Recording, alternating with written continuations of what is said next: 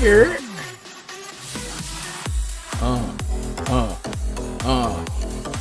What's up, chat? Happy Tuesday.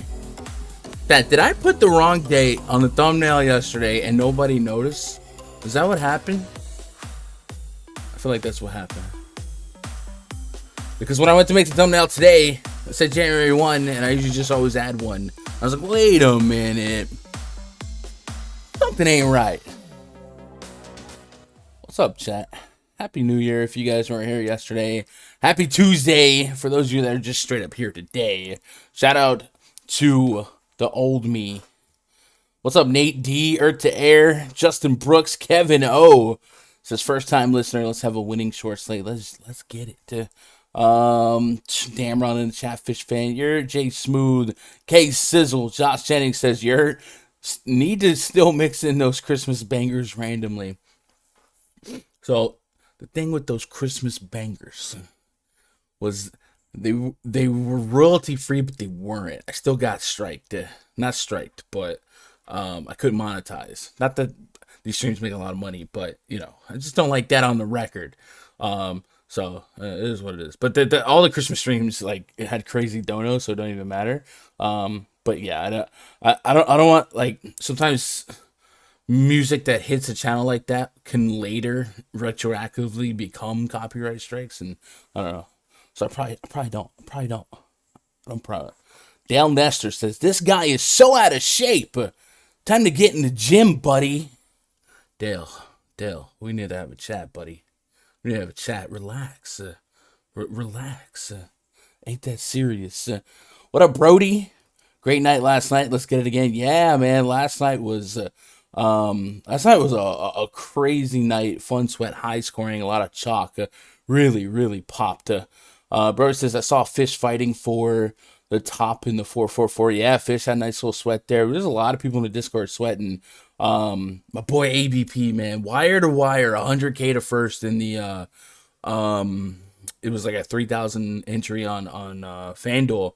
My man, from tipped to almost finished, was sitting at top. At one point had a 90 to 100 point lead over second. But that lineup featured James Harden and 33 Fanduel points. He ended up getting knocked out with less than a minute left in the slate, basically, for that Blazers game. It was like 8 points or less all because of Harden 33, right? If Harden has an average game, he survives and takes home another 100K. So that one stung. We saw a lot of end of the slate dig into big prizes, but everybody profited, man. It was a really fun slate. The stack against the Hornets mantra will just be gospel for us. We'll let other people get cute, but that one was real nice. What up, Fish? What up, Alex? Today I qualify for a live fund. Let's go, Alex. Let's put that out there. You put it out there, it will happen. My Peter, it's okay, dear ma. What up, Brooklyn? Dang lazy mofos. I'm fluent in trade talks. That's the one that I won't skip from time to time. I'm fluent in trade talks. That's the one ad I won't skip from time to time. Is like an ad on this channel for like stocks or? That's weird. What up, Frank? What up, DFS genius?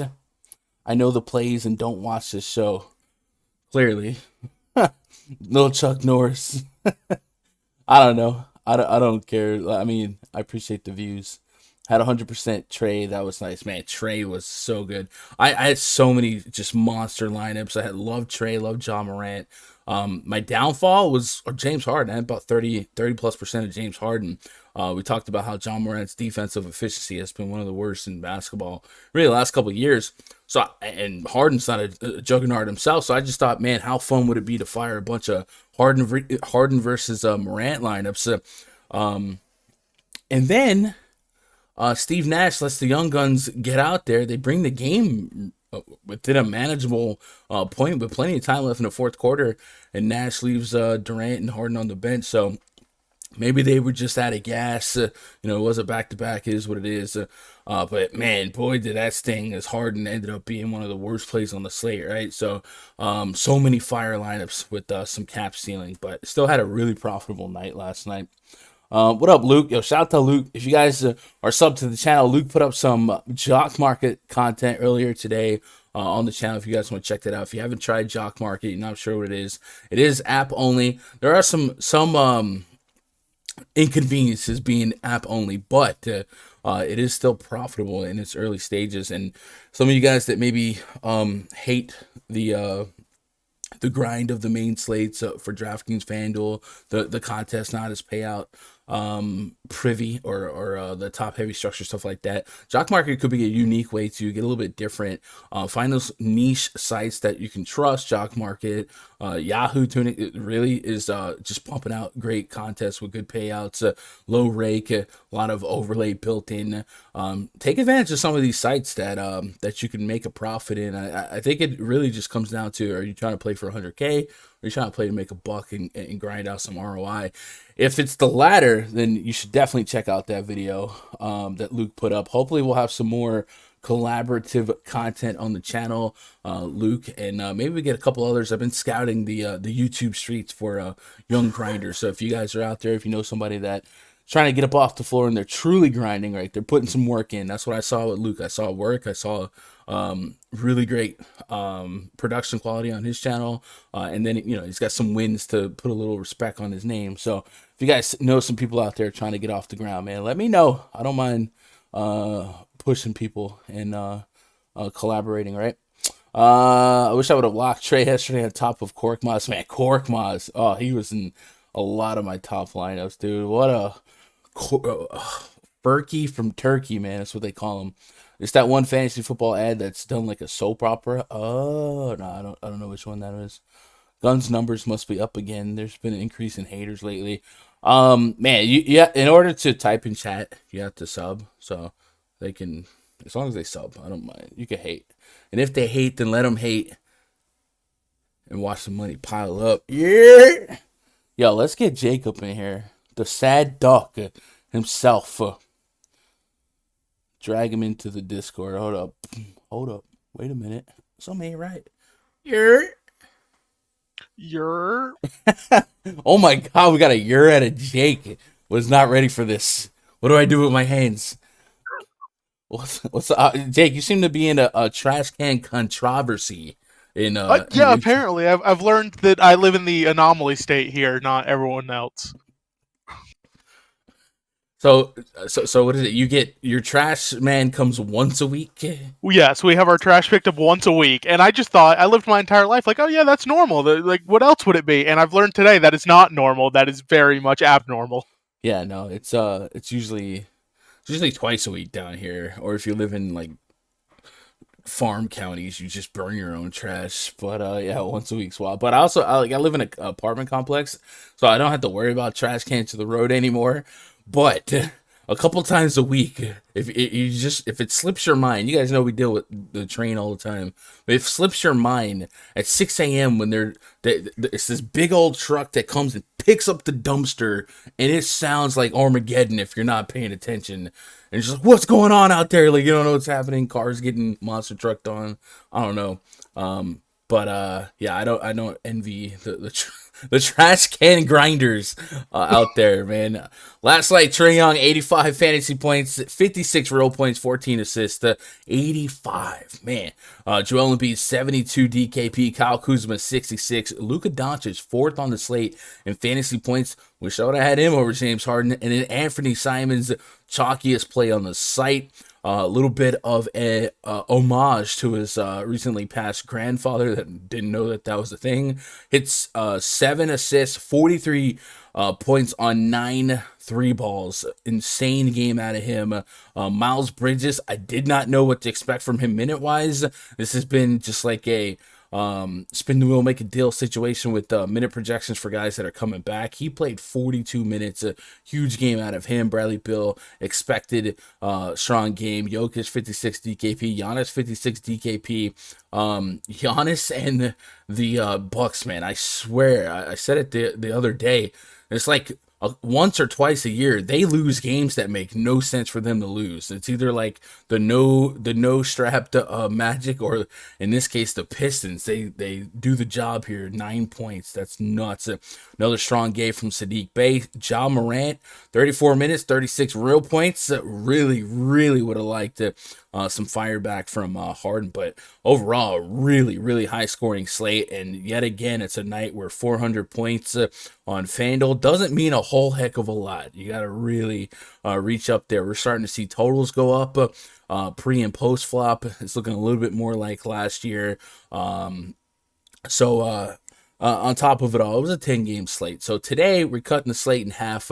Hopefully we stabilize, normalize, neutralize all those ISs on the slate to maybe have a better control on the news, the situations, and then of course the big slates. I always say, and yesterday's Exhibit A, we sell out for ceiling. We only care about players that can give us tournament upside ceiling. Today we can maybe lower our expectations just a little bit, not as much, but just a little bit, and we'll go game by game here and try to divvy everything up here. Let me get caught up on chat before we get out of here, man. Are we just getting like one guy coming back on like 5 accounts? I keep seeing messages deleted. I missed that one. You guys should check out Danny. Yeah, Danny does stream on Twitch, Fortnite, twitch.tv/is Danny. Trash once a week for me in Charleston, South Carolina. Vindicated. Vindicated. I have trash just once a week. Luke says I have my trash picked up every day. Oh, apartment has valet trash? What the freak? Valet? That's definitely new. How valet are we talking? Like you give some guy the keys to your apartment and you tip him on the way out? Like, that seems wild. Once a day? Good Lord. Pete Cardstopper, you guys gonna talk about the slate of just last night? Pete, calm down. Jesus H. Oh my God. All right, I don't know who Pete is, but get him out of here. A couple years ago, it was the 300 Club stuff. Now 400. Yeah, Keith, man, 300 Club used to mean something, right? Not so much anymore, but what are you gonna do? Anyway, let's talk some basketball here. Let's get sent over to the breakdown screen. Underdog NBA, shout out to JFan, puts out some news to watch every day. Julius Randle, questionable. Mitchell Robinson, questionable. Darius Garland, game time decision. LeBron James is probable, Jake. We'll probably get 5 more tweets today. letting us They'll know. always make sure, right before the actual lineup gets posted, they'll make sure to individually say LeBron is playing, just to give you a heart attack, that little bit. Yep. LeBron James, Abdinol. He's going to play. He's probable. What the freak? Well, this is the thing. Like every slate, Avery Bradley probable. And then we got a couple other news and notes that are slipping through here. Kyrie Irving going to play tomorrow. Big slate. So maybe we'll have to dial back the carousel of who we can and can't play from the Nets, and maybe we just are able to avoid them all for the next couple of slates, until pricing gets where it needs to be. And then for the rest of the slate, we got a lot of can people test out conditioning, questionable stuff like that. So we'll go here. We'll go game by game. Just 5 games on the docket. We got 2 games at lock, 1 game at 7:30, 1 game at 8, and then we got an island game, the main event. The Lakers hosting the Kings. That's where you get all your late swap in. You want the hammer? Go on, get the hammer. You got some LeBron James. You got some Westbrook. You got some Tyrese Halliburton. Some stealing guys in that late game to where you go out there and attack. So without further ado, let's chop it up. Memphis Grizzlies at the Cavs. Game number 1. Project starting 5 for the Grizzlies. Ja Morant, Desmond Bane, Jaren Jackson, Killian Tilly, Stone Cold Steven Adams. It's going to get 1 board. What? Taking on Darius Garland, Kevin Pangos, Larry Markkinen, Evan Mobley, and Jared Allen. We got 215.5 total. 3-point spread in favor of the home team. Cavaliers. Grizzlies, night 2 of a back-to-back. Was keeping an eye on Dylan Brooks, but looks like he's closer to out. Let me pull up the Memphis Grizzlies news and notes here via the NBC Sports Edge depth chart page. Really, really good page to have on hand. And then Dylan Brooks is listed as out from yesterday. Let's go home.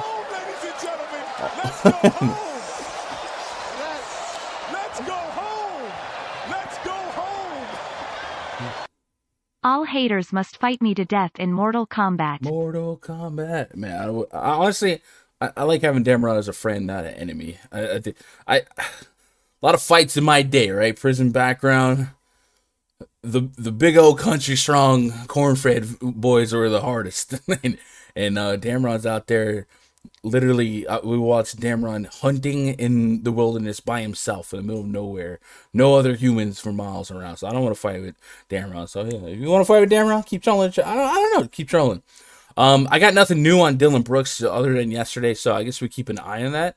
But right now, the lingering report is out. So if he continues to be out, we get more of the same situation where the guard minutes is still pretty heightened for Morant, for Desmond Bane. The usage is still there. And then they are also without DeAnthony Melton, Kyle Anderson, and that gives an opportunity for a weirder look lineup. And you also might get a decent chunk of minutes from Tyus Jones. Tyus Jones, I've kind of leaned on him for some Fanduel value last couple games. Still 4,100, still chipping a chair territory, but this is more of a pace down spot against the Cavs that I don't know that I get to Tyus Jones as much today as I did yesterday. And also don't know that Tyus Jones is going to get a lot more opportunity in the fourth quarter when the opposing team just straight up gives up here.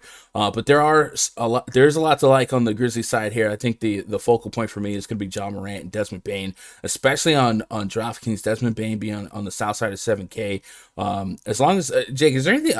Dylan Brooks is for sure out or not? I thought earlier I read that that wasn't for sure. As of an hour ago, from the Grizzlies PR Twitter account, they listed everybody except for Williams as out, and Zaire Williams is questionable with a left ankle sprain. Okay, so then we get more of the same where Ja Morant, Desmond Bane suck up a ton of usage, and I like those two guys to have a shot at 20 plus real points apiece. So I'm in on that. Speaking of 20 plus real points, if you believe in Ja Morant today for 20 plus real points, one of our partners, PrizePicks, they had the taco. Is that already up? Did I wait too long? They had a Taco Tuesday special for Ja Morant's real points, and it was nerfed down to like 21.5 or something like that. It might have expired, but you guys It is gone. Darn. All right, my bad, chat. My bad. I was late on that. On the Cavs side, watch out for Darius Garland. He is 7,800 on FanDuel, 94 on DraftKings. he has been out the last couple of games. They've been so short at the point guard position that they actually went out and traded for Rajon Rondo. Looks like Garland is not listed on Tuesday's injury report, so it sounds like he should be back from quarantine, ready to go. And this is one of those spots, Jakes, where we got to wrestle with minute projections on a guy coming back from health and safety. But if he can go, they need him. They don't have Ricky Rubio anymore. They've been without Colin Sexton, so this is a spot where Darius Garland could play all the minutes that they will take from him. I put him down for 34. I'm tired of playing with these health and safety minute limits, and they drop 40 minutes. I think it's one of the best spots in basketball. We talked about John Morant's defensive efficiency being really, really bad. So I'm willing to get to him. I know, like from a knee-jerk reaction, it's hard to feel great about paying 8K, even 9K on DK for Darius Garland, but I'm willing to have some shares of him just because of the spot. But I'm definitely more inclined to get to him on FanDuel and some shares versus that 9,400 DK price point. What's standing out to you from this game, if much? It's tough. I mean, getting to John Morant obviously makes sense with everybody still out, but he's very expensive. I can get to Garland mainly on FanDuel, as you mentioned, with the massive price difference. Mm-hmm. They're really out of guards now because they were leaning on Okoro heavily as well, playing 30 minutes a game. He's now out. It's basically just Garland and Pangos, and Pangos has been absolutely awful having to fill in so far as the point guard. So as long as Garland's conditioning is good, I would imagine they give him all the minutes he can handle. Yeah, I'm in agreement with that, and I put him for 34 minutes. I got back over 40 fantasy points, so yeah, I'll take some shares of that easily on a 5-game slate. Kevin Love, most improved player candidate, just keeps MVP at this point. he just keeps getting it done, even with the return of Jared Allen. 29, 30, 29, 32 minutes his last 4 outings. A couple of these are without Jared Allen, but man, these real points are nuts. 20 plus real points in 5 games straight, and then of course the peripherals, they're there as well. Maybe some of the scoring load lessons with a guy like Garland back in the mix. We know he can score. He probably will generally lead the team in real points per game. But yeah, I think Kevin Love's still someone to consider. But again, it's 7,800 on FanDuel, 75 on DK. There's no comfort in just about any of these clicks. I will say, if you trust the DK algorithm, Jared Allen was 10.5K his last game. He's down to 8,500 on DraftKings, 79 on FanDuel. He's a guy that we know would play really deep minutes when healthy. Same with Evan Mobley. These guys are a little bit more comfortable clicks because we know the peripherals will be there for them. And we know the Memphis Grizzlies, if they don't do nothing else, Jake, they give up blocks. John Morant loves to drive to the racket, and he loves to get swatted. The Memphis Grizzlies are allowing, I believe, the most blocks per game in the NBA. So a boost for Jared Allen, who averages 1.5 blocks per game as it is. Evan Mobley almost 2 blocks per game. Both these guys averaging almost a double-double. And Darius Garland being back is a true point guard that can maybe help Jared Allen get some buckets more. Allen's a really big points in the paint guy, so having a true point guard back to feed you is a really big plus. So no bargains, I think, price-wise on the Cavs, but I still think very viable options here, especially when you consider it's a 4-game slate or 5-game slate. So I'll take some 40 fantasy point games here, and then John Morant. Almost 10K on both sides. He has true 50 fantasy point potential. In my first run on projections, he actually came in as 4th in my DraftKings projections, 4th in my FanDuel projections. But I'm not shocked if he, finishes 2nd or 3rd. We've seen him pick up a ton of responsibility without Dylan Brooks. It's basically been him and Desmond Bane. And if you think about this matchup, particularly with the front court being more healthy for the Cavs, Evan Mobley, elite defender, and Jared Allen, a really good rim protector. I think if they score, it's going to have to be really from the shooters. And I think John Morant and Desmond Bane is a great way to isolate where I think a bulk of their scoring will come from. So I think John Morant, I don't know, I'm curious to see where he lands in terms of ownership, but I think John Morant and Desmond Bane make a lot of sense here. I'm going to do a NBA Wowie here. We're going to take off Dylan Brooks here. I'm just going to put John Morant and Bane on the court. I'm not going to do like Melton and guys like that. I don't want to dilute the minutes too much to get the point across because I think this will paint the picture. But in 520 plus minutes of Bane and Morant on the court with no Dylan Brooks, John Morant has a 35% usage rate.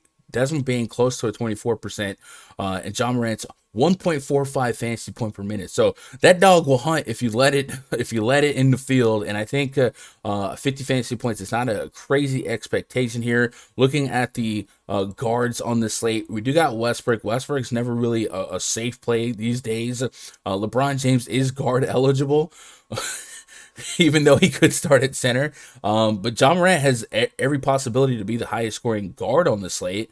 There might be some pushback for a little cheaper, Fred VanVleet, who might play the same, if not more minutes, not on a back-to-back and not in, as slow of a pace. But where would you rank John Morant in terms of point guards that you want to get after tonight? I think he's probably number 2 for me. You mentioned VanVleet, who it seems like the Raptors are just going right back to the old Raptor ways, where if a game's close, VanVleet's going to play upwards of 40 minutes.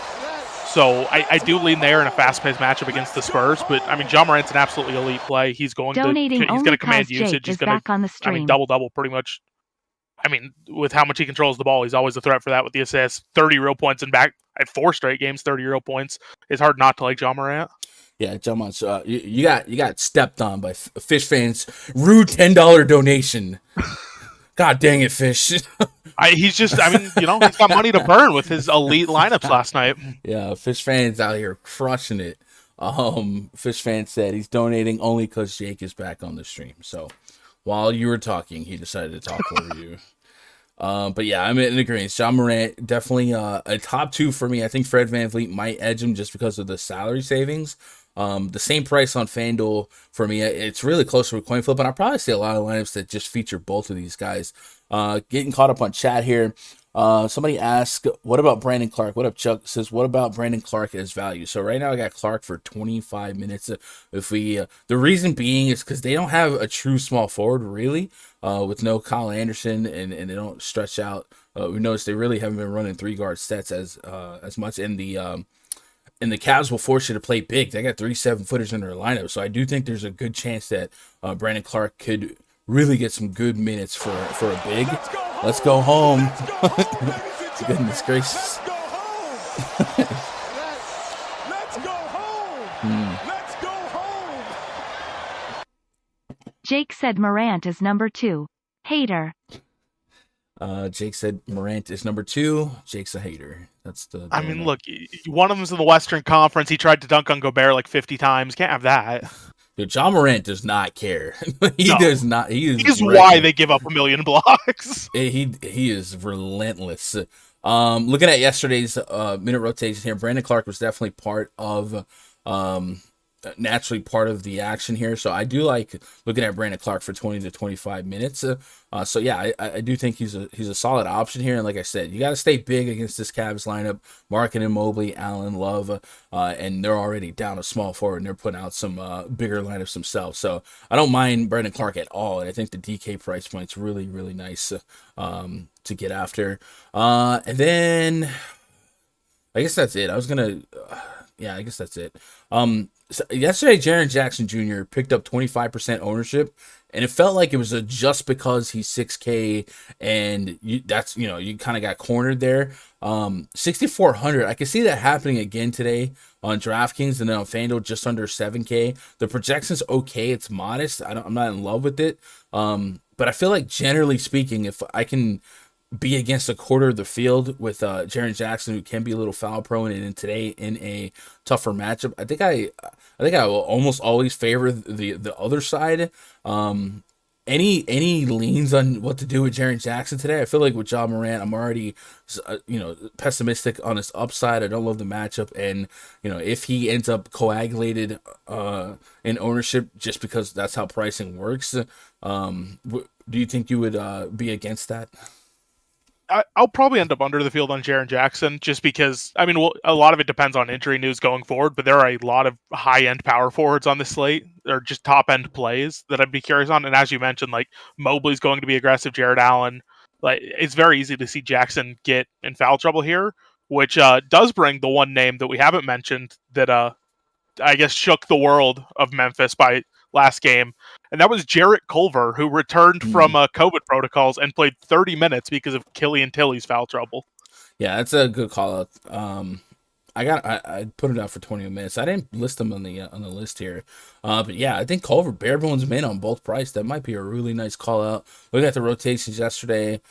Culver did kind of close the game in garbage time, but so did John Morant. So I don't even know that was in their mind garbage time. The game got close. Just the Nets never responded by putting their starters in. So yeah, I can get behind some Jarrett Culver exposure. Definitely seems like there's a need for guys to pick up minutes, and if it can happen, on the wing, I'll take it. Jarrett Culver did overlap a couple times with Jackson, Adams, Morant, and Bane. So it definitely looks like he could fill up some of those wing minutes that Anderson's devoiding.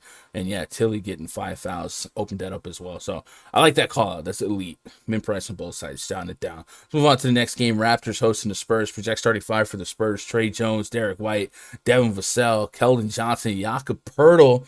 Am I not Poeltl enough for the Poeltl Club? Taking on Fred Van Vliet, Gary Trent Jr., OG Anunoby, Scotty Barnes, and Pascal Siakam. 224.5 start total, 6.5 point spread in favor of the Toronto Raptors. Jake, I don't know if you saw this. Canada shut down again, so they're playing in front of no fans, and that's those empty stadiums. It's like a pickup basketball game, and we're seeing some. I don't know. The energy is so much different, and in our first couple games for this Raptors team that is finally healthy again, not only we're dealing with that, we've also seen just a ridiculous Thibodeau-esque starting lineup in terms of minutes played.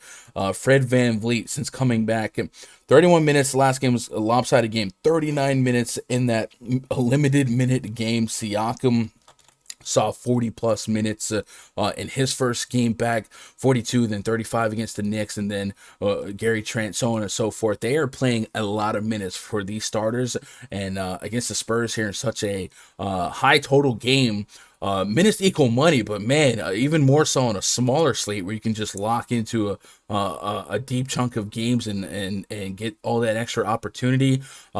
Price wise and value wise, I didn't get anybody that's like shattering my projection in terms of points per dollar, but with pricing, at first look, pricing is pretty tight. This is one of those slates where sites didn't really have an excuse to not have tight pricing, because all of these teams are pretty well we're pretty well informed on the team situations.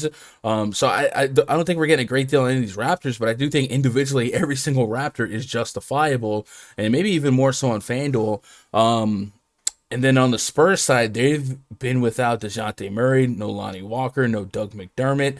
So we're leaning on Derek White to kind of fill like a cheaper Darius Garland role, where he's got to play minutes and he's got to pick up a lot of steam, pick up a lot of usage. And just because he's that much cheaper than the aforementioned Garlands and John Morant, he might fall into extra ownership by happenstance. But this game seems really stackable, because I think we can place a lot of minutes. But I don't, like, if this was a month ago with these price points, I don't feel like I would be in love with it. But the Spurs side has really, really obtainable price points other than Derek White. But the Raptors, what do we do with the Raptors? Could you get to 3 Raptors in a lineup on a 5-game slate like this and feel like it's not a negative EV move? Probably not, just because of their pricing. As you mentioned, it is tight, especially on DraftKings, where outside of Gary Trent, the entire line of 7K or more. We have LeBron. We have someone we'll get to in the next game who's a little bit expensive, playing without anybody around him. But it's hard because the Raptors, it's a pace-up spot for them. The Spurs haven't been great defensively, especially with all their injuries right now, or I guess all their COVID issues right now. And the Raptors their starting 5 plays so many minutes. They're going to be out there for 35 plus. Van Vliet and Siakam might see 40. It's hard not to like people getting that many minutes on a slate like this. Yeah. So if you were scripting, would you rather max Raptors exposure to 3 Raptors in a lineup or 2 based on this pricing? Thinking 2 for ceiling, 3 for floor. Yeah, probably. It makes sense. Like, especially on DraftKings where Van Vliet, Siakam's 9K, Van Vliet. I guess FanDuel's just as bad. Van Vliet and Siakam are actually more expensive on FanDuel today. Yeah. On the San Antonio side, let's do a quick check on life without DeJounte Murray in terms of usage and points per minute. Derek White on, DeJounte off. I don't think I'm going to mess with Lonnie Walker and Dougie McBuckets for now, but just to kind of put a number on what Derek White is doing, he's averaging over a fantasy point per minute with a 22% usage rate. It's pretty even all throughout the board. So maybe we can lower our expectations, but I still think the minutes for Derek White is going to be super strong. So if he gets to 35 to 38 minutes at least a point per minute with a little upside for a little bit more, I'm game for that. And then Jakob Poeltl coming back, 6K on both sides. Looking at this slate, we don't have a ton of center only must plays. Siakam is center only. We talked about his minutes. Jared Allen sending it early, but like all these guys aren't like necessarily guys that we tier one with a ton of confidence, and a couple of these guys that we do want to play are also forward eligible. So maybe Jakob Poeltl's a nice little, I'll take 30 fantasy points if it gets me a John Morant or a LeBron James or something like that. And his last couple games have been pretty solid.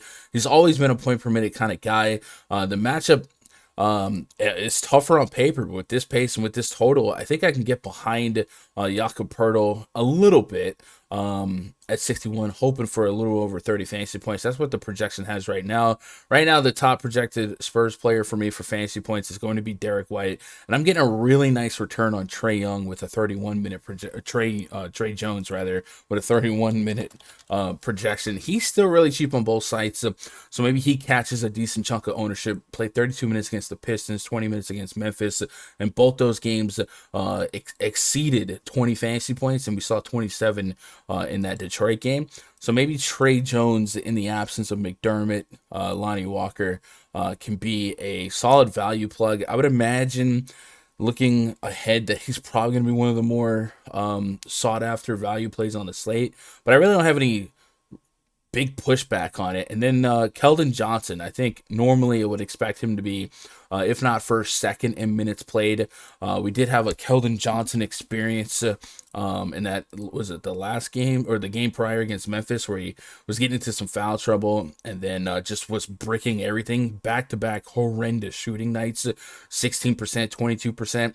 But if you read between the tea leaves here, the opportunity and the minutes are there, and the shot volume is certainly there. Matchup doesn't get much better if he crosses up with Anunoby and Siakam, something like that. But minutes equal money, right? 6K does leave me a little room for upside.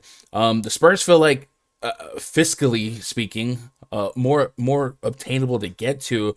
Do you have high level of confidence on any of these Spurs? Who are going to be your more sought after pieces to target? For me, it's mainly Derek White, and then I'm curious to see what the lineup looks like with Bates Diop back, because we saw him start a couple games before missing the last one or two with COVID protocols.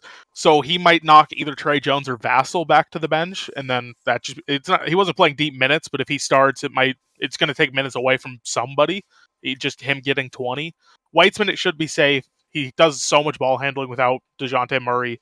And then Keldon Johnson can't shoot bad forever, as much as he torched everybody last game and only got half decent because of overtime. Yeah.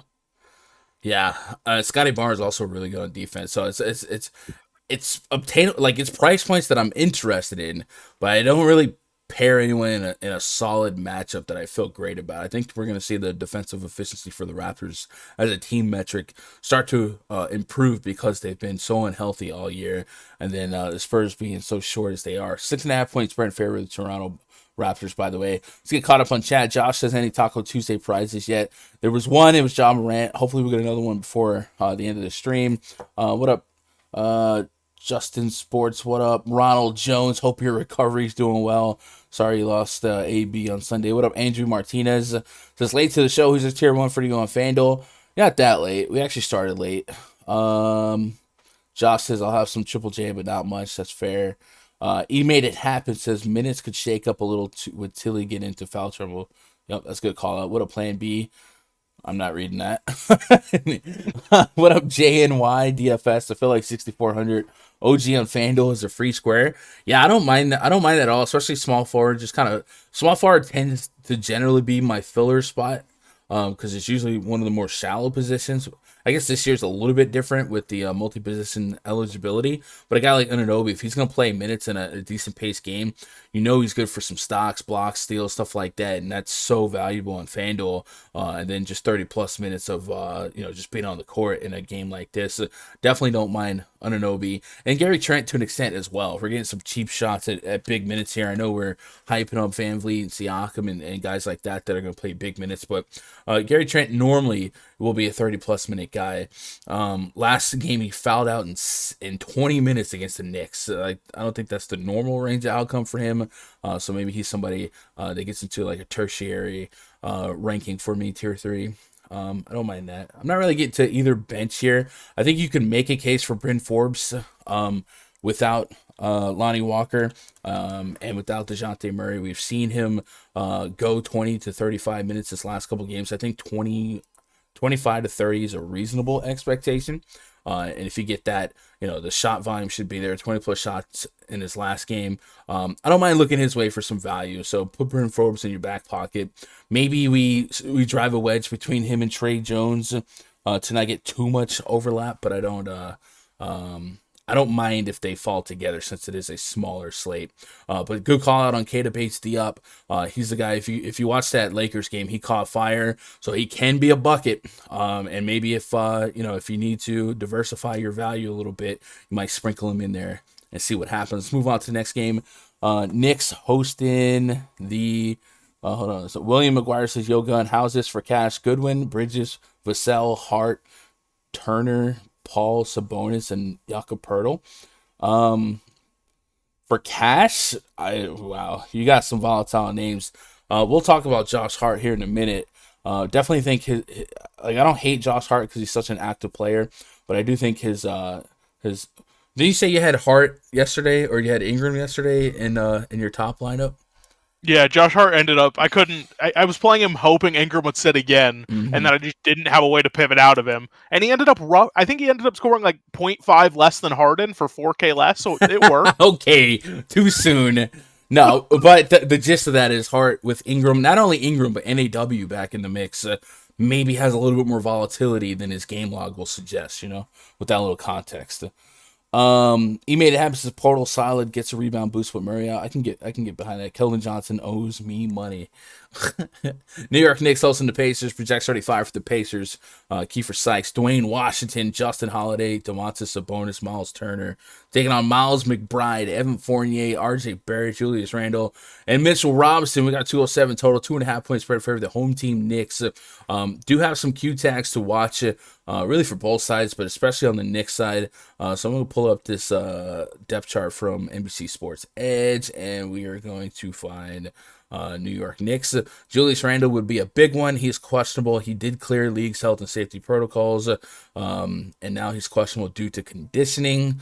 There's a guy that plays, 35, 38 minutes a game, so if he's in, I'm just going to go ahead and assume he's off the chain. Mitchell Robinson also, same situation, cleared health and safety protocols. We're worried about conditioning for him. Kemba, we know, is going to be out. And then on the Pacers side, they are also dealing with some outs of their own. Karis LeVert's the most notable one, right? We knew that Brogdon's going to be down, but LeVert has been a guy that soaked up a lot of usage in the absence of Brogdon. Well, he's out as well. So you see a lot of responsibility land in the hands of Domantas Sabonis. So today, in a slower pace matchup, we deal with a price point of $9,900 on DraftKings, but up until today, we've been getting Sabonis at a really cheap price point on FanDuel, and now he's more expensive on FanDuel than he is on DK. So shout out to FanDuel for finally realizing that they had some inefficient pricing when it came to the Sabonis situation. But hopefully stuff like that, like it's weird. You see people complain about price points like in the moment, and then they also turn around and complain about 400-point cash lines. Well, you can't have both, right? Like if you want the first 450 point lineups to go down, well, you're gonna need pricing to kind of increase and tighten things up. So I'm okay with the pricing being what it is. I don't want FanDuel to go too crazy and get into DraftKings territory where everyone's 12K, but definitely felt like Sabonis should be a 10K player. I must have new neighbors, Jake, because every day I feel like for the last couple days I've heard kids running up and down my balcony, and I don't want to be that guy. I don't. But I mean, they're around with joy celebrating the blockbuster trade that just went down in the NBA. What is it? Break it. The Utah Jazz sent Mie Oni to the Oklahoma City Thunder for a 20, 30 second round pick. For a second trash can picker upper. So Jake We're gonna get that second trash. Sabonis on LeVert, Brogdon off via the Add More Funds NBA Wowie tool, ! AMF in chat. If you guys want to get on that. 22% usage rate for Sabonis in the split, 267 minutes. Actually, we take off McConnell as well since he's not in the cut. And that's going to give us a 24.5% usage rate for Sabonis. 1.36 fantasy points per minute, just a little bit involved in everything. A 28% assist rate. Wanamaker not in the mix as well. So yeah, I think Sabonis is going to be a strong play pre-flop. My early run projections shot him back as the second highest fantasy point scorer. I will say there's some pushback in the matchup, the pace, all that good stuff. But when it comes to true raw output, this is a situation that we saw a lot last year where Sabonis was clearly a 10K value player. 50 plus fantasy points is my expectation. I'm going to get to him. I don't think I'm a tier 1 him. I think I might wrestle with the tier 2 level right now. But I love high usage bigs because they give us that strong peripheral floor regardless based on how where they're playing, and then if you can up his usage just based on those notable absences, I can buy into that. I got Justin Holiday leading the team in minutes right now. Doesn't necessarily mean much, but I also got Dwayne Washington and Kiefer Sykes, two guys that are volatile in nature, but price wise, if you're looking for some value potential guys that can overachieve. Washington has shown us 30 and 34 minutes his first two games, 20 plus fantasy points apiece. Double-digit shot attempts, a lot of those attempts from behind the arc, and we know the Knicks, they'll chuck a lot of threes, and they'll also give up a lot of threes. So we go check out that team metrics tab in the rundfs.com NBA VIP spreadsheet. Three-pointers allowed, sorted from most to least. The Knicks are top 8 in three-pointers allowed, which is crazy considering that the pace for them is so slow. They are actually bottom 4 in pace, so that's crazy that they're kind of funnel so many three-pointer attempts. So not a bad spot for Dwayne Washington. What are you thinking about this game, and what are you doing with the Pacers? I feel like naturally we want to take advantage of the Pacers situation. And outside of Sabonis, like the pricing isn't that horrendous. No, it's not terrible. Obviously we have the value guys. I really like Dwayne Washington. You mentioned he's just been chucking, taking double-digit shots, played 34 minutes last game. Nobody's really coming back. He didn't do anything else, which is a bit of a concern. 20 real points, 25 fantasy points. But if he's going to continue to take double-digit shots, hopefully eventually they start going in. He's still 4K on both sides. He's one of my preferred values of the day as it sits. And then I love Sabonis, but I would much prefer these Knicks questionables become Knicks outs. Yeah, 100%. Miles Turner in this split that we ran earlier, only 29 minutes for him, over a fantasy point per minute. He's another guy that will chuck, especially chuck threes. I believe we saw a strong game out of him from against the Knicks earlier this year. 3 games so far, he's averaging 34.7. I want to say he had a really big ceiling game against the Knicks. We talk about chucking threes. He is a sneaky big that will chuck threes. He gets a lot of height for his blocks and whatnot, but he can shoot some threes. Miles Turner, DKP by game log versus Knicks. Let's go last 10 games. I want to say he had like a random 50 this year, which means he probably had a random bad game for him to average 30. Yeah, 57, 12, 34. So that 12 came in 32 minutes. Didn't do much of anything in that game. But again, that's coming with all those guards being in. So I don't hate looking at Miles Turner either in this split. Comes in a little bit more affordable on DraftKings, but on FanDuel with power forward eligibility, blocks a lot. He's averaging almost 3 a game. I got him for 45 fantasy points right now, and that's a lot. I'll take that. But Taze down, and yeah, that's it. So I'm interested in a lot of Pacers here. All right, let's talk about the Knicks guard situation. That the other night there was a late scratch for Kemba, and we just kind of wrestled with what to do with the Knicks. At the end of the night, the right answer, Jake, was nothing. Pretend it didn't happen. Do you want to take the nothing approach today, or do you feel like there's a lean? Yes. Okay, so what do you do with the Knicks? You mentioned the ins and outs. So one of the bigger discrepancies in price points today, glaring at us, is Julius Randle. He's 10.7K on DraftKings, which, coming off of the health and safety protocol, there's going to be a lot of uncertainty in that click, and there's a lot of guys that 10.7, like if you look at the slate, LeBron James is probably going to be an apple a lot of eyes. He's second to only LeBron James. That's a down payment on a brand new LBJ. $700 more will get you paid off. It's hard to play Randall and justify it there. But at Fanduel, he's $2,000 cheaper, $8,700. You can live with the 40 pluses. I'm getting 40 plus as a potential projection here. And, you imagine without Kemba on the court, that's been kind of our talking point all year. Kemba has, been more of a usage hog, and it just doesn't gel as swell as it did last year. That rhymed. So I'm kind of interested in Randall on Fanduel if he plays. Still not a warm and fuzzy click, and I still think, you think about the position itself, I'd probably try to find a way to get this Sabonis, but without Kemba this year, a 27% usage rate for Julius Randle, 620 minutes, 1.2 fantasy points per minute. The minutes will probably be there. You don't know that for sure because of health and safety, but so far we've seen a lot of guys be able to come back and do just fine. But if you had him, for his normal, maybe 35 minutes, and like I said, you put that 1.2 in the mix, that's 40 plus fantasy points. I'm willing to look at that, especially on FanDuel at sub 9K on a 5-gamer. So I'm a little bit interested in that. And then Mitchell Robinson has a case as well. Do you have a plan of action for if X is in, then Y? I'm probably going to be targeting a Knicks power forward in or out. If Randall's in, I'm going to assume he's just going to get full minutes, and if he doesn't, then I'll deal with that. But at 8,700 on FanDuel, I think that's probably too cheap for him, especially with no Kemba.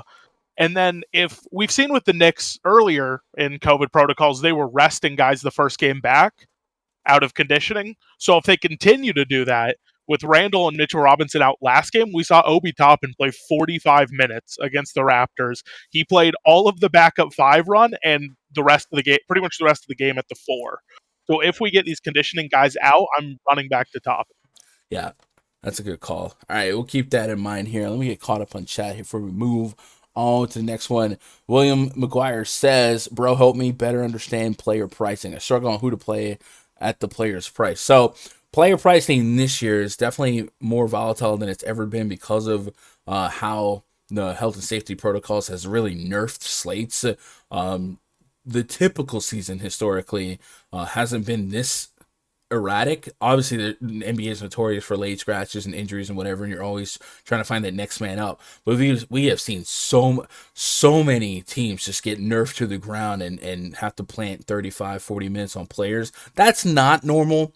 So it would be really rough for you guys to, lay over this year as the norm versus, past. But to generally just to get a starting point on player pricing, like if you look at first place over a week, what does it take to win a tournament? Is it 380, 400? And then divide that by the salary, and then that'll get you a starting point. Historically, 6x per 1K was a good starting point, but it's not the end all be all. You got to be a little bit more complex than that. Typically, I'm going to want 8 to 10x from my value plays, and then I can live with the 5x range from 6 to 8x, and 40 plus is usually what I'm wanting from 7K and above. And then as I get to the big guys, 60 to 70 raw points, no matter what the price point, is often going to find its way to the top. So I don't sweat the multiplier as much for my studs. I just want a bunch of raw points. So I really focus on the value plays. We want the guys that are going to go nuts and that are underpriced, and the rest will kind of fall where they fall. So I wouldn't really sweat the pricing too much.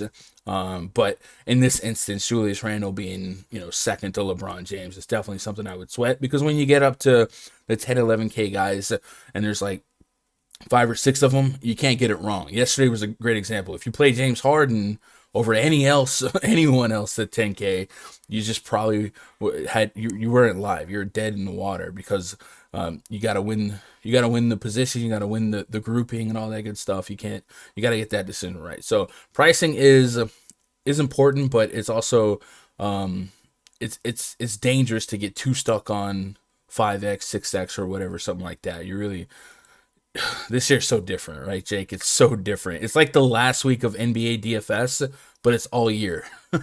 It's been absolutely wild. As was the meme yesterday, does 5x or if he gets you 30, does it really matter? Yeah, and that was the point. Like especially on the bigger slates, ceiling. There's so many more players to get to ceiling outcomes. That percentile outcome that you hear so often. That I don't care about 5x or 6x from 6, 7K. I want, all of the upside, all of the 50 plus fantasy point potential. So on a more moderate slate like this, I'm willing to lean a little bit more on that. But on the big slates, just play guys that score the most points. Just play the best plays, stupid. You'll win GPPs if you score the most points. It's really easy. Why don't more people do this? Hello? Just play the guys who score points. Like, why wouldn't you play Trae Young knowing he had 70? It's easy. Danny says, I really thought you explained how to get in the Discord for a second. Oh, okay. What up, Darnell? Darnell says, how do I get in the Discord? The Discord is a premium perk at rundfs.com. Do you go with player ceiling or floor? Always ceiling, McGuire, for always ceiling. I don't. So I use Fantasy Cruncher. I don't really go off of ceiling. I'll go off of projection, and then we'll use randomness to kind of compensate for standard deviation and stuff like that. But I guess some optimizers still have floor, median, and ceiling. Floor and median is so irrelevant these days that I would, if that is an option for whatever you're using, I would always kind of chase ceiling and then moderate the exposure, right? Chronic says, can I play Marcus Morris with Reggie back? I'm glad. Chronic really called Marcus Morris like the lock of the slate, and then he's like, no, that wasn't me. Chronic's not here to defend himself. Maybe I'll let Chronic have I could drag him into voice. McGuire says, I usually play tournaments but haven't been hitting anything close. So if you are struggling with cashing consistently in tournaments, definitely spend some time to reverse engineer your lineups. Look at what is winning and what you did and what was different. Be honest with yourself. Were you unlucky? Did guys get injured? Or can you say, oh, that was a bad play? So like Marcus Morris, right? If I'm being honest with myself, I had too much Marcus Morris yesterday after explicitly saying how much more of a volatile play that he was. I ended up with like 28% Marcus Morris, which is not a ton of equity, but it's very impactful when he does. And I had all the reasonable suspicion to doubt his fantasy production. Yeah, the game blew out, yada yada yada. But that's one of those, like, if I'm being honest with myself, looking back at each night, I shouldn't have got that. Another one last night, we had this big talk about Dennis Smith Jr. and Anthony Simons in the pre-lock voice chat. And for me, I knew it was going to come down to who started. That's who I wanted. But I know Dennis Smith Jr. when given the minutes can be productive, and Anthony Simons, I was not expecting 60 fantasy points from Anthony Simons, so I went into the slate pretty much chopping them in half, and I decided that once the lineup came out, I would tilt the seesaw towards the starter. And that's what I did. It was a little bit harder to accomplish on Fanduel because they weren't the same position. On DraftKings, was able to get way more Simons than DSJ, but on Fanduel I still got stuck in the mud with like 30% DSJ, and that's just, kind of be on your toes. So I guess another thing is if your tournament lineups aren't hitting, are you being active post first game lock? Because there's a lot of news that develops, especially these days, throughout the slate that starts opening up more and more plays throughout the slate to kind of make you feel a bit better, and also get to guys that the field doesn't have, because the average player really isn't using late swap like they should be, right? And on the flip side of like plays that you were probably on that weren't the right side, there was, I guess, the obvious one that got everybody last night, Daniel Tice. Mm-hmm. He ended up terrible, sub 20 fantasy points, but he led the team in minutes, he led the team in shot attempts, but he just busted. Like, if I'm getting Tice at 34 minutes taking 13 shot attempts, I'm going back to that at 3-8 every slate. It just didn't work. Exactly. Well, he says, how do you determine tournament selections? I usually play $3 to $10 buy-ins. If I was going to put less than $10 on the slate, it would almost always be in a single entry. It's about tournament size, entering contest, you get max enter. Whether it's single entries, 2 or 3. That makes sense. I can get with that, Luke. My boy Damron swears by leagues on Fanduel, and every day he's just showing he's taking down leagues just every day. Here's another 50, and $50 add up, right? German says Cameron Payne will be tonight's Furkan Korkmaz. Okay, I can get with that. All right, next game on the docket: Suns at the Pelicans. Project 35 for the Suns. Chris Paul, Devin Booker, Mikal Bridges, Cameron Johnson, Jalen Smith, taking out Devontae Graham, friend of the channel, Brandon Ingram, Josh Hart, Herbert Jones, and Jonas Valanciunas. 224.5 total, 7-point spread in favor of the Phoenix Suns. Pelicans night 2 of a back-to-back. Suns bring in their fast-paced brand of basketball into New Orleans. Suns have the 4th highest pace right now. New Orleans have been really, really hampered for the bulk of the season, but the sample size that we do have show them being a slightly below average team in pace. But we know that these guys in years past have played pace-up spots, so I don't worry about them being able to run the track meet. I do worry about them being able to offensively keep this game close. Their offensive efficiency has not been that stellar. But the Suns do have a lot of guys that I think are priced with a little bit of upside. So we talked about how sites really accounted for, Derek White without DeJounte Murray, John Morant's almost 10K, Darius Garland's almost 94 on DK, almost 8K on FanDuel. Devin Booker's a guy that really speaks to me at 8K on FanDuel, Jake. That feels like it feels wrong. It just feels wrong. I love this really spot. Cheap. Yeah, like how would I not just lock that? I don't know. So when I saw that, I put them on the cover. They are without all of their bigs. They've been leaning on Jalen Smith, who's been very serviceable for fantasy. Jalen Smith, by the way, they drafted him over Tyrese Halliburton. Think they regret that? It wasn't a great decision in hindsight. Yeah, not what you want. Anyway, this year, Devin Booker without Ayton McGee on the court. He has a 33.4% usage rate, 1.3 fantasy points per minute on DK, 1.27 on FanDuel. That's tier 1 territory, right, Jake? 8K, like, give me all of that. Not some of it, all of it. He's so insanely cheap. Like, I mean, there's a lot. We will say FanDuel's pricing got a lot better today with, the Raptors guys being priced up, even more so on DK, Sabonis being priced up. And then it's like, yeah, we're going to leave Devin Booker at 8K, though. Yeah, well, I'll take it. Like in 25 lineups, I literally might have 80 to 90% of that and just let it ride. Jalen Smith, by the way, in this split, I guess we might as well reference it since it's up. Jalen Smith, I guess Kaminsky does eat up some of that. So I guess for Jalen Smith's sake, let's put him on the court. They have really no bigs. So Jalen Smith's out there filling in a role where they need him to. And in this split so far, 160 minutes, he's been over a fantasy point per minute, 1.2. And I don't mind anyone against the Pelicans, and I just think he's ultra versatile. 24, 27, 25, 29 minutes his last 4 games. Every one of those games giving you over fantasy point per minute. Couple of tough matchups, a couple of good matchups.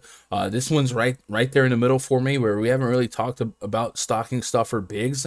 I think he's one of those guys I can get to just fine. I got over 30 fantasy point as his projection, under 6K. I'll take that. They did go out there and get Big Mac Bimbo, Bismack Biyombo, former Hornets, Toronto, and he went off in that Hornets revenge game. Yeah, 18 minutes for him, 24 fantasy points, 11 real points. Historically, I've leaned on him for blocks and rebounds, but he is bare bones min priced on DraftKings today. And I don't know, maybe his play was correlated with the blowout. So let's put a little context to that. Bismack Biyombo did not play in the blowout minutes. So maybe there's more minutes coming his way if the game's competitive. And maybe you could see a 20-minute Biyombo as the backup big here. So I might put him in my back pocket. Somebody, my boy John had asked about Elfrid Payton in the chat earlier. I don't really think I'm leaning to Elfrid Payton. Looking at this rotation, Payton did benefit from that blowout. It wasn't a meaningful part of the rotation. So I think we're going to lean on some of these other value guards, say the Trey Jones, stuff like that. But yeah, Jalen Smith, Bismack Biyombo in the conversation. All the Suns are justifiable. I think we wrestle with the potential blowout here, but man, I don't know. Pelicans are as healthy as they're ever going to be, right? Other than Zion, this is what you get. Do you think they have a shot to keep this game close? And if they do, who are you most interested in? Ingram on a back-to-back? So this is where we talked about site pricing comes into play. I promise this is not meme and chronic, albeit it's going to sound like it. I've basically just started calling Josh Hart the 30 printer because no matter what happens, no matter what he's doing, he somehow ends up on 30. On FanDuel, that's no longer okay. DraftKings, though, is where you get the discount there. He's only 6,600 on DK still. Yeah, that's a glaring discrepancy. I'm getting 34. On the opposite side of that, Brandon Ingram, you're getting a 1K discount on FanDuel, who he did not look good. I wonder if he rushed back too soon from an Achilles issue because he was rough. He couldn't make shots. But Brandon Ingram at 8,700, I doubt he's going to get ownership. It's not a great matchup, but if he's going to be super low owned, we know what Ingram's upside is. Yeah, he'll likely lead the team in usage. Not a fantastic matchup for him, but yeah, I'm with you. Another price discrepancy here. Hart's cheaper than his FanDuel price point on DraftKings. Jonas Valanciunas is pretty cheaper, pretty much pretty cheaper. Is that the right term? A pretty good discount. Let's go with that. He's relatively cheap. I don't know why that pretty cheaper. Is that a term that people don't use? It would be pretty cheap, I think. That's pretty cheap. It's pretty cheap compared. Yeah, let's go with that. He's pretty cheap compared to his DraftKings price on FanDuel, where it's just 7,500 versus 93 on DK. That's almost a $2,000 salary saving. And then, of course, when you can get a big cheaper on FanDuel, I know the double bonus means more. But hey, blocks and steals could compensate for that, and I think Jonas Valanciunas against not Ayton, not JaVale McGee, but Jalen Smith could pick up some slack here and maybe be a catalyst for success at 7,500. I got right on the door 40 fantasy points, so not running to lock that in there, but I wouldn't turn that down. I think that the Pelicans through and through have a lot of big gaps. Even Herbert Jones, almost 7K on FanDuel. 2,300. Like Herbert Jones is really cheap on DraftKings. Yeah, what are you gonna do? Garrett Temple, also almost a $2,000 gap between his FanDuel to DK price point. Yeah, it's Garrett Temple, but whatever. NAW returned to action. He's the guy that I was saying earlier that you look at Josh Hart's game log without context. There was games without Brandon Ingram and without Nickeil Alexander-Walker.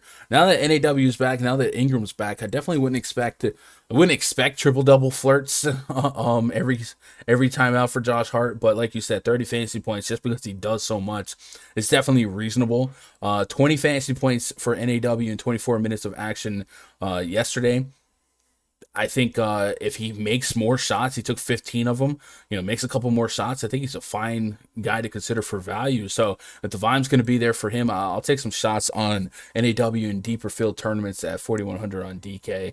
And then looking at the Suns, Cameron Payne, I put a 28-minute projection on him. I think if you get 25 plus minutes against Pelicans defense, you're in the conversation. 23, 21, 31, 24 his last 4 or 5 games, doing a little bit of everything. I think if you give me a shot at 25, 30, and he's done that in 3 of his last 4 games, I think you're in the player pool as well. Probably no tier 1 value plays here, but Devin Booker for sure for me. Somebody asked about my FanDuel tier 1s. Devin Booker's absolutely going to be probably my highest on FanDuel player. Probably. I can't really think of anyone I love more points per dollar right now than Devin Booker.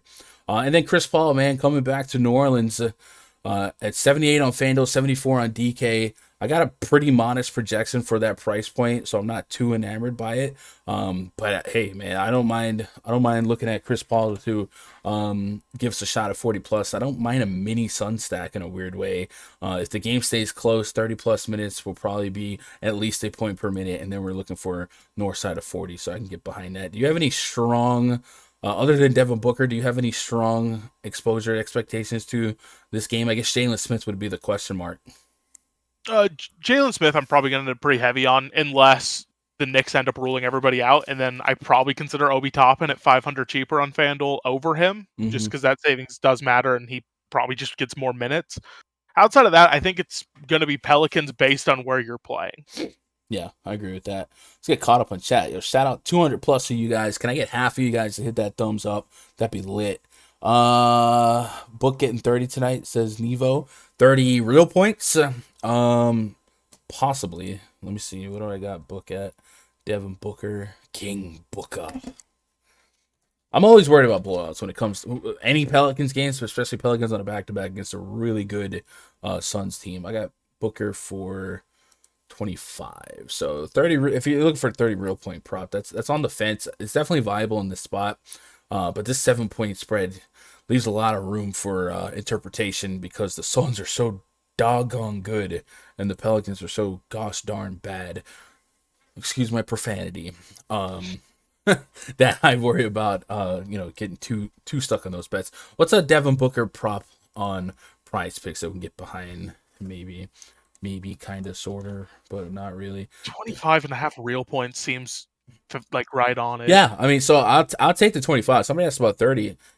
I'll take the 25 without eating, I guess. What is Devin Booker? Oh, I already did. All right. Yeah, I don't mind that. Chat. Let's look at a couple PrizePicks plays. You guys got some PrizePicks fire. Share it with the class. Let me know what your favorite picks are. We'll call them out and see if we can't get behind some of those. Where's my prime? Oh, there it is. I'm dumb. All right. Display capture. Boom. If you guys aren't on PrizePicks, sign up using code GUNDACKER. They will match your first deposit up to $100. No slow drip, man. That stuff's instant. You drop a $20 bill on them, they make it a $40 bill. You drop $100, they put $200 in your account. And no matter what you grind, they always throw out promos every day. There's something fun that they're putting out there, and it's not just for NBA. Hey. Yo, Tony, appreciate that sub, man. If you guys are out there not sub, hit that red sub button. We're trying to get to 6K. No matter what you play, whether it be NBA, whether it be PGA is coming really, really fast. College football still got a couple of bowl games left. NFL another week, and then the playoffs. NHL is back in full swing. Tennis is back. No controversy in the tennis world to talk about. Women's college. Why? Women's Euro. There's so many prop bets to go take advantage of on PrizePicks. So check it out. Sign up. Use my code GUNDACKER. Show me a little love. They support me. I support you. We support each other. It's a whole thing. It's like a circle of trust. So tonight on PrizePicks, we mentioned Devin Booker. I don't mind Devin Booker at all. His fantasy projection on PrizePicks is 43. That's about in line with what I had him. I have him 47, so I got a little bit of leeway. That 25.5 seems like something I'm a little bit interested in. Anything that stands out to you? I usually really like to check out the fantasy projections and compare it to mine and kind of find some edges here. Looking through and through, Darius Garland at 35.5 fantasy points. Come on, man. Come on. You're trolling me. I got him at 42. I'll probably take Darius Garland over. You co-sign that one? Yeah, the only worry with him is minutes, but like we said, they have nothing at guard left. I take that. Desmond Bane, 31.5. His production in the absence of Dylan Brooks with Ja Morant has been really strong. I expect more need for Bane and Ja Morant to pick up some slack here with Evan Mobley and Jared Allen kind of tightening the front court here. 47-30 against San Antonio, 8 for 20, so he missed it by a little bit. I can get behind some Desmond Bane in this matchup. So give me some Bane over action. Sabonis is at 49. I'm not going to touch that. What else? We got Dwayne Washington at 24. That feels about right. Yeah. Devontae's at 27. There's one that's going to get me in trouble, both on PrizePicks and for DFS in the last game of the day. What's that? That would be De'Aaron Fox. Oh, his fantasy points or his I'll probably lean on his fantasy points at 37. The Lakers are terrible, and then we'll get into him for DFS, but he may or may not be 7K. Yeah, I can see that getting in trouble. You'll do props as well in here, Nevro. I don't do like full on prop content. Maybe in the future I can. I don't have a ton of time for that, but actually I've been looking for some prop content creators to link up with. So the two that I would get behind is Darius Garland over 35.5 fantasy points, and then Desmond Bane over. So those are two I think I anchor with early on. Let's see what you guys got on PrizePicks, if anything. Josh says Bane over 31.5. I like that.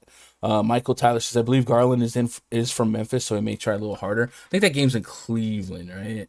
So I don't know that we get that narrative until that game's in the grindhouse, but it's just a really good matchup. If you guys didn't catch the stream yesterday, John Morant defensive rating last 100 games, it's not great. 116.6 defensive efficiency in his last 100 games.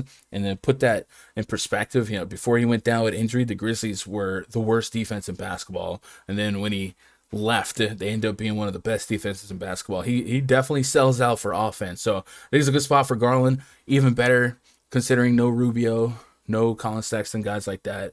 And then the funnel usage for Desmond Bane has me interested in that. So I like those two. Let's get caught up. Oh, no, we're all caught up. Let's get into the last game. Before I do that, take a pause for the cause. If you guys want access to the RunDFS.com NBA VIP spreadsheet featuring our projections and my player pool, that is a premium perk of having a subscription at RunDFS.com. Check out RunDFS.com, click VIP memberships, and check out. I got to add to these screenshots. We've been like piling on the last week, and I've been doing a bad job of adding them. You can check out a couple screenshots. Our boy ABP, 2 milli maker wins in a year. That's nuts. Almost got him another 100K last night. He's insane. All of our passes come with built-in vouchers towards a Fantasy Cruncher subscription. Just another day or so left on the year pass membership. If you use coupon code $50, 50BUCKS. That'll get you a $50 discount to this pass. And then after you apply the $150 credit towards your Fantasy Cruncher membership, that comes in at under $40 a month for the year. That's an insane annual value. If you do sign up, you're going to want to click VIP portal afterwards. That'll have all the links to the spreadsheets. I professionally cover NBA, NFL, and baseball. All right, I'm really good at baseball, I'll say that. And then we are also in the RunDFS.com NBA Discord every day. And for the 2 hours counting down to lock, we're in this little sucker right here, the NBA voice chat. You guys can grab a mic, jump in there, join the gang. Nice little crew every day, chopping it up, making player pools, shooting the breeze, keeping heads on swivels, looking for props and stuff like that. It's a lot of fun, some passionate debates at times, but it's definitely a brotherhood. I don't know if I could play without. Main event tonight, Kings and the Lakers. Project 35 for the Kings. De'Aaron Fox, Tyrese Halliburton, Harrison Barnes, Marvin Bagley, and Damian Jones taking on Russell Westbrook, Malik Monk, Avery Bradley, LeBron James, Dwight Howard. I guess you got to keep an eye on the Lakers lineup. They have shown small ball lineups with LeBron at the center spot a couple times in the last 4 games for them. And then they've also shown that they will also have some lineups that feature a traditional big at center. So if you look at the Kings matchup, Jake, I don't know. I really don't know which way they would lean for this spot. We've even seen them leave LeBron out there against bigger lineups because they want to perfect the small ball approach. The quote from, I think, Vogel was, if we're going to try and get this right, we want to get this right. So there's going to be times where we leave LeBron at the center spot to just kind of, refine it. So I guess there's going to be some volatility in what lineup will be between LeBron at the 5 or Dwight and DeAndre. I think right now, until further notice, I'm going to lean on LeBron starting at the 5. With that said, this is our highest total of the night, 6.5 points spread in favor of the home team Lakers. A lot to like here. Very stackable on both sides. I think this is probably the most underpriced game on the slate for the total and the pace being what it is. And even Avery Bradley's in consideration at 3,600 on DK. But Russell Westbrook, Monk, LeBron James are the guys that lead the team in interest for me. Carmelo Anthony kind of backdoors in there for somebody I want to look at. And then on the Kings side, De'Aaron Fox, Halliburton, and then Damian Jones and Marvin Bagley are also very valuable considering the minutes that are potentially coming their way. I still don't trust the front court of the Kings because they still have Alex Len, Tristan Thompson lurking. But right now, it looks like Bagley and Damian Jones might be the guys. So you mentioned De'Aaron Fox earlier, really cheap on both sides. If there's a get right spot, it's Russell Westbrook defense. And there's been a lot of spike games for Halliburton. You feel like that's not going to be the constant every game. Last time out against Miami, 43 fantasy points. We take 40 plus all day long, all day strong, a little bit of everything. How much De'Aaron Fox are you prepared to live and die by? Oh, he's going to get me in trouble here for sure. We've seen just about everybody in general go off in the Lakers, but especially point guards. Even Patrick Beverley managed 40 last game. If Pat Bev can put up 40, De'Aaron Fox can do anything. Obviously, Ja Morant had that massive game against him. At 7K for a player as talented as Fox in what's starting to feel like a nut matchup against the Lakers and Westbrook, I'm going to get in trouble with a lot of him, most likely. Yeah. And then Tyrese Halliburton. How often does Halliburton and Fox coexist considering the matchup, right? It's typically I tend to lean on one or the other. They both kind of come down to 7K. Is it possible to have dueling 40 bombs here, or is that too outlandish of an outcome? Against Miami, we saw Fox thrive while Halliburton had a down game. Then the game prior, Halliburton has a 40 plus while Fox doesn't. Is the logistical approach is probably one or the other, but I feel like the Lakers are kind of Hornets-esque in the sense where they might reward some lower percentile ranges of outcomes. Would you foresee any overlap between the two, or do you think you drive a wedge and go one or the other? Might have a little in just full stack that game with its 230 total, but for the most part, I would like to separate the two.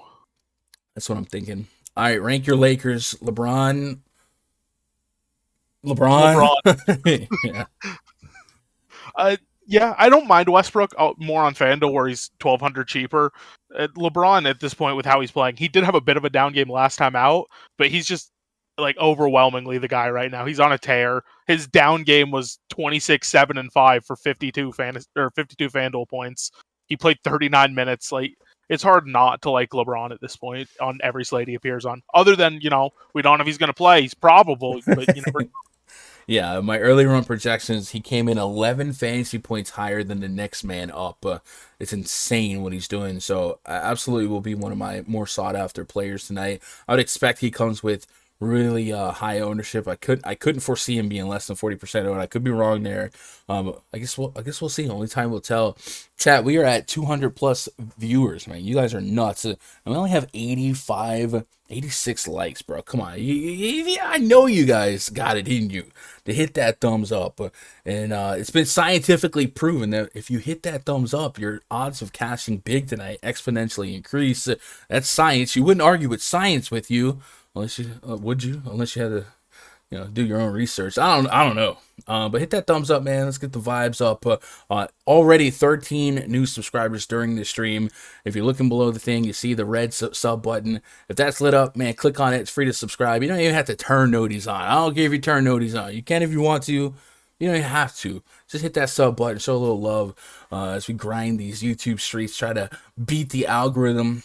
We are done looking at this slate. So I guess if you guys want to throw some questions, comments, concerns, anything like that in the chat, I'll try and wrap things up, I guess, within 10 minutes or so.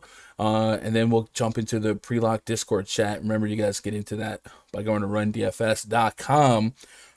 But yeah, now that we've digested the slate, game by game, Jake. Who do you think your top three high owned players, if the slate locks in 10 minutes, would be now?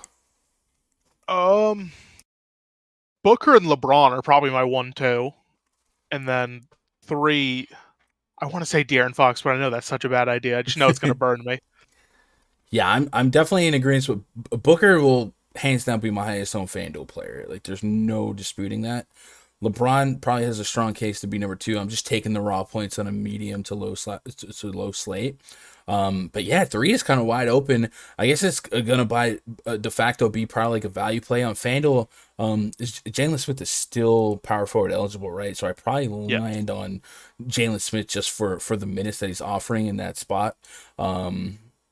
And the versatility that he gives us being forward center eligible, so probably Jalen Smith, but that's not a lock. I do think the price is fine though, so I probably will go Booker, LeBron, Jalen Smith on FanDuel, and then and everything else is really contingent on some of the news and notes.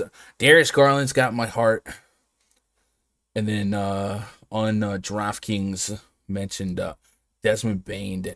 Desmond Bane at under 7K, I think, has a ceiling worth getting a little share of. Bag alert. Major bag alert. Yo, Lorenzo liking Marvin Bag. I can get behind that. Willie says, gun begging for likes again. Content drives the likes, not begging. Willie, you don't understand YouTube if you believe that. Do some research. Read a book, bro. Arizona. The likes went up to 107, so I'd say it worked. Yeah, call to action is literally how, like come on, Willie. We not new to this. Arizona John, what up, Arizona? What up, Kevin O? Any Yahoo picks? Sure. So I don't typically. I actually just sent Luke a message earlier asking if he does Yahoo, trying to figure out ways to get Luke a little love.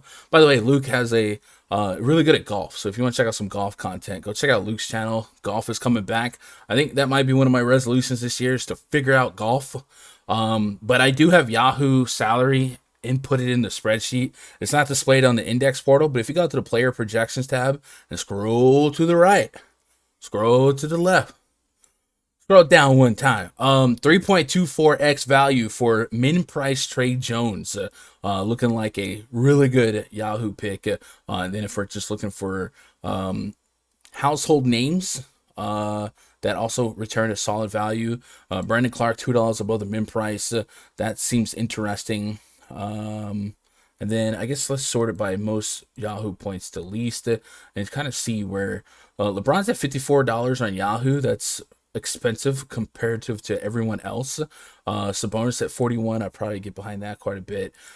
Westbrook is cheaper than John Morant. Devin Booker's $34, $4 less than Westbrook. So there's definitely a whole different learning curve to digest the Yahoo price points. So, but it looks like Trey Jones is going to be the elite value play, and there's a lot of mid tier that stands out quite a bit. So, Desmond Bane $24, I can get behind that as well. Jalen Smith is $15, $5 above min price, I can get behind that. So, you definitely give me Desmond Smith, Desmond Bane, Jalen Smith, and Devin Booker over there as well. Their scoring, by the way, if you guys don't play on Yahoo, their scoring is the exact same as Fanduel. The exact same. Keldon Johnson or Gary Trent at small forward. Ooh. Jake, I think I'm leaning Trent. I don't know, man. I think I'm leaning Trent because I do respect the defense of Anunoby, Scotty Barnes, and Siakam. Like, I know that the team metrics on the season isn't great, but they've been kind of staggered with injuries. I just don't think that's a good spot for them at all. And I think Gary Trent's match at least wins the matchup battle. And I think, out of foul trouble, his minutes should see 30 plus. I'm leaning Gary Trent, but it's not like a snap call. That's really close. Because Keldon Johnson, I would lean Gary Trent as well, just because I know for sure what I have a better idea unless he fouls out in 19 minutes again. Where with Bates Diop, maybe Keldon Johnson slides down to 30 minutes. Like, I still think Keldon's a good play, but if Trent stays out of foul trouble, we have a better idea that he's going to see 35-ish minutes with how the Raptors are playing. Yeah. Sabonis on DK Alfredo. Any balls on the table picks with this slate? Balls on the table picks or fade. I would probably say if Jaren Jackson came in at over 30% owned, I'd probably fade it. That would be my anti-pick for instance, but I don't know, that could just be obscure. But yesterday, like, I wasn't expecting his ownership on FanDuel, and I think it was just a price, like, got backed in the corner price wise, and I could see a lot of that happening today again, and people just hope for 30 fantasy points. David Correa, does Trey Jones lose minutes with Keita Bates-Diop back? Maybe. I think Bates-Diop would suck up a little bit more wing opportunity with no McDermott, no Lonnie Walker, guys like that. So I think Trey Jones should be pretty well set on 30 minutes. I think with Bryn Forbes there as well, there is volatility in Trey Jones minute wise, but I don't think, I think it's almost like, 2 steps forward, 2 steps back. Like, I don't think a lot has changed. So I'm not gonna oversweat that because of how cheap he is, but I think that's a reasonable thought. But I don't think it's a 1-to-1. My worry minutes-wise with him would be if Bates-Diop does slide back into the starting lineup, who makes way? Do they move Derek White just back to starting at the 1 and Trey Jones goes to the bench? Yeah, That's pretty splitting minutes with Forbes off the bench, and I would be nervous. Yeah, it's very reasonable. I guess that is the first game, so I guess we would have that lineup out. You definitely could see them wanting to get a little bit bigger, thinking of the matchup here. 3 good prize picks. I got 2, brother Bernard.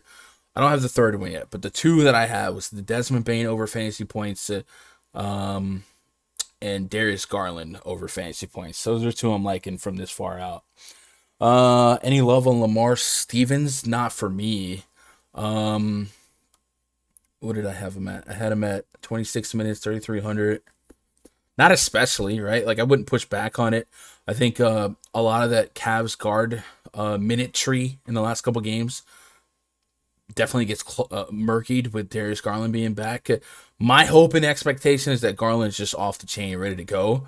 And then, it's figure out who could play the 2, but eventually we might expect them to, work Rondo as an option here. So I don't have a special love for Lamar Stevens, but, like, if you played him, I wouldn't think you were crazy.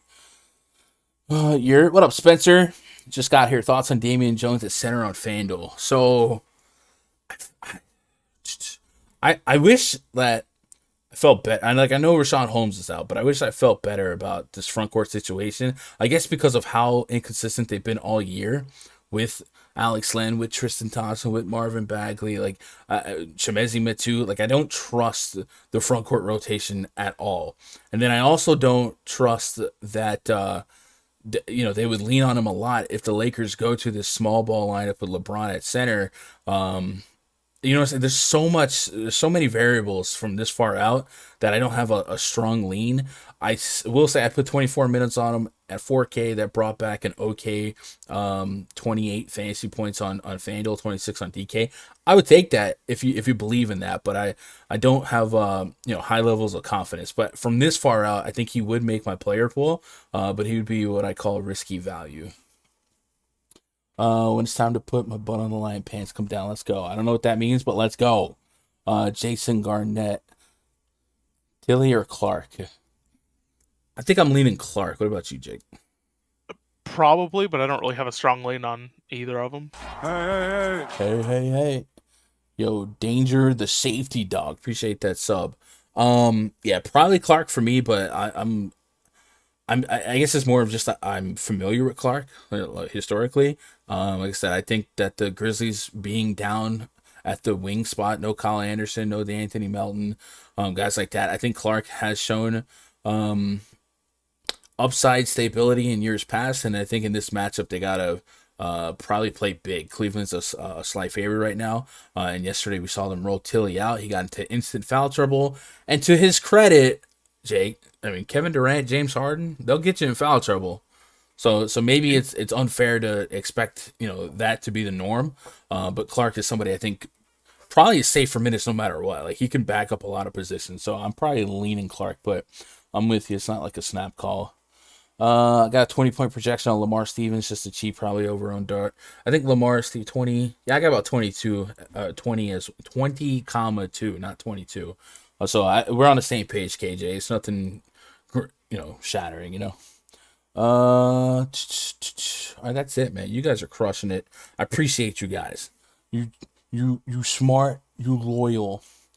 And we went to 125 likes, man. That's nuts. But that's it. We got to wrap it up. Tomorrow is a big slate.